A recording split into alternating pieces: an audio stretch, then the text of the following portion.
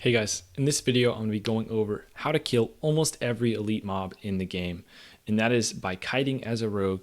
And using this method you can kill basically every enemy in the game that can be gouged or stunned. So there's going to be some mobs that are immune to CC and you're just not going to be able to kite those.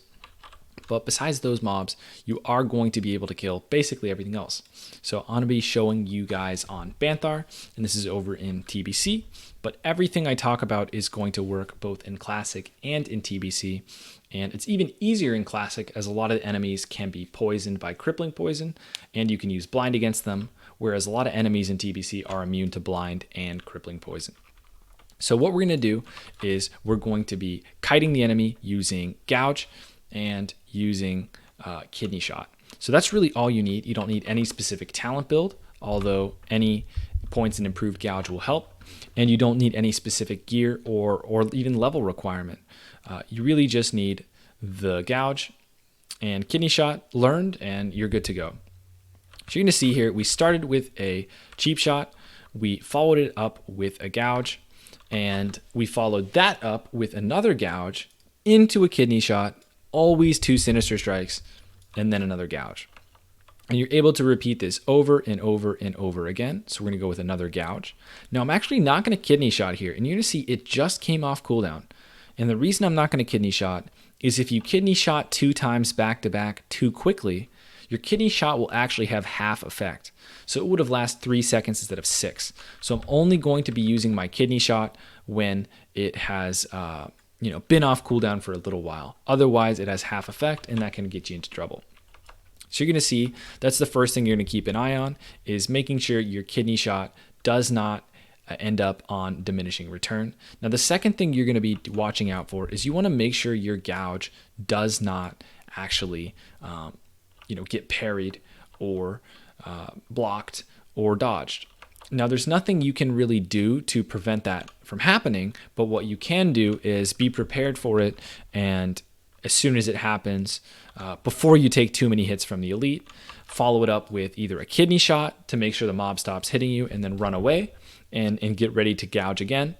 Or you can sprint away. I would recommend sprinting if your kidney shot is on cooldown or if you think it's going to be on diminishing return. But if you don't have sprint up and your kidney shot wasn't an option, you're going to go ahead and use evasion and start trying to make sure you don't take too many hits by increasing your dodge chance.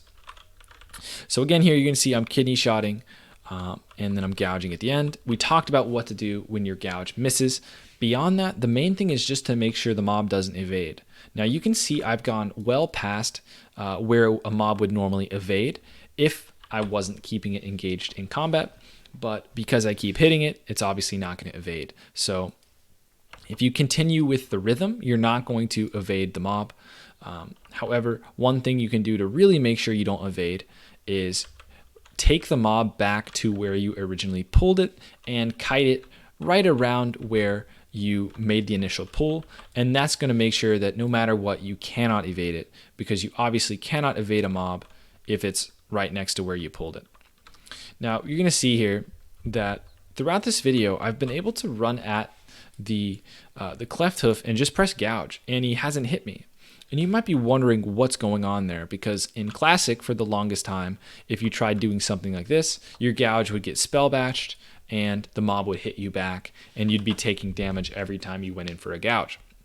Now the reason I'm able to gouge it like this is because number one, spell batching is reduced to 10 milliseconds now instead of 400 milliseconds, so the Gouge goes up instantly. In number 2, there's more range on the Gouge than on the enemy's auto attack, and so you're able to actually gouge before getting auto attacked.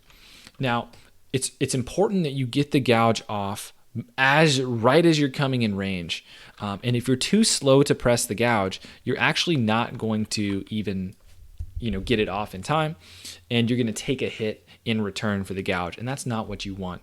And so the best way to make sure that you're able to gouge right as you come into range is to actually use a scroll wheel. And I mean, it's not it's more complicated than it sounds. What I mean is to just bind scroll wheel down on your mouse on somewhere on your action bars, and then just put Gouge there. So right now I have mouse wheel scroll down set to Gouge. I only use this when I am soloing an elite. I don't actually use that keybind there all the time.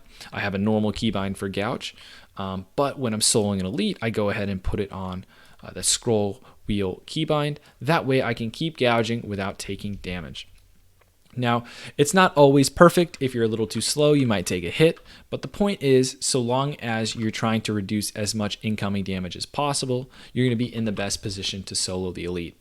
So you can see here, I wasn't actually forced to use sprint, evasion, anything like that. I am level 70, although not really too geared, but you can at least see from this that I'm able to, keep this mob under full control, make sure he's not able to do any damage to me. And you can see there, that was the diminished return effect. You saw that the kidney shot was very short, and that's what happens if you kidney shot too close together. So again, save your evasion in case your Gouge fails.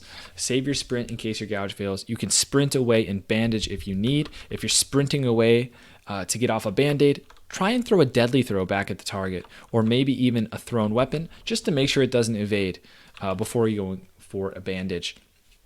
And besides that, obviously you can health pot if you're running into trouble as well. But all of those additional cooldowns are merely just things just in case stuff goes wrong, and you can really solo almost any elite in the game just by using Gouge and kidney shot over and over. So I wanted to make sure that you guys knew how to do that, because coming into TBC, there's a ton of elites, and a lot of them can be pretty tricky if you don't know how to kite them properly.